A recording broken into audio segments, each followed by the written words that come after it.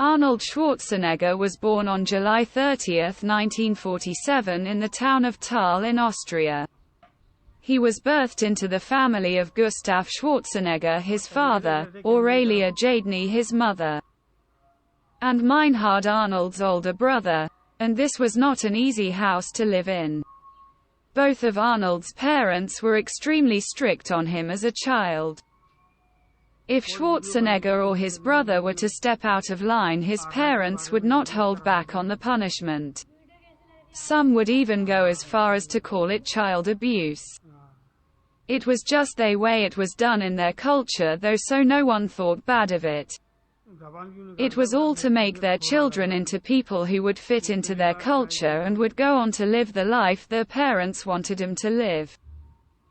Due to Schwarzenegger's drive to be his own self, he would rebel to show his parents that they will not make him conform into the person that they want him to be. That is where it all started for Schwarzenegger. He wanted to live a better life, one without poverty, without conformists, and one where he can live his dreams. He decided to start with the sport of bodybuilding that does not have a lot of popularity and become the best in the history of that sport. He was beyond dedicated to becoming one of the biggest and most aesthetic men of his time. But when he became the best, that wasn't enough for him. He had to be the best in films too. He gave up his career in bodybuilding to become an actor in American movies. Again, he started from nothing in the film industry, only to build his reputation with hard work.